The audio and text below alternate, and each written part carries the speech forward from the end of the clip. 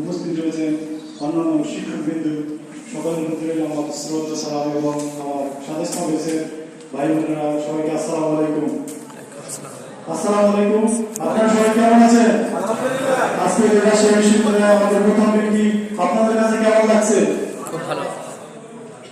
এই রাজশাহী বিশ্ববিদ্যালয়ের আমার এই ভর্তির এক পর্যায়ে অনিশ্চিত হয়ে গেছিল। আমার উপস্থিত আছেন আজকে আমাদের সদস্যপদ হয়েছে কোঅর্ডিনেটর মাহফুজুর রহমান স্যার। মাহফুজুর রহমান স্যারের আন্তরিকতায় আমি এখানে ভর্তি হতে পেরেছি। স্যার অনেক সার্বিক সহযোগিতা করেছেন এখানে ভর্তি হওয়ার জন্য। এই জন্য আমি স্যারের প্রতি অনেক কৃতজ্ঞতা জানাচ্ছি। এবং আমরা ঢাকা থেকে এখানে এসে ভর্তি হবো এটা কখনো কল্পনা করি নাই। রাজশাহী বিশ্ববিদ্যালয়ে পড়তে পারবো বা এখানে ভর্তি হবে না আসলে কল্পনার বাইরে। কারণ আমার মতো একটি ছেলে শরীরপুর থেকে ঢাকা এসেছি, ঢাকা থেকে আবার রাজশাহীতে এসেছি পড়াশোনা করার জন্য। এর জন্য সকলের প্রতি কৃতজ্ঞতা রইল। আমরা সবাই একসাথে পড়াশোনা করে এগিয়ে যাবো। আগামী দিনে দেশ ও জাতির আইনের ন্যায় বিচারের স্বার্থে দেশ ও জাতির জন্য কাজ করে যাবো। সবাই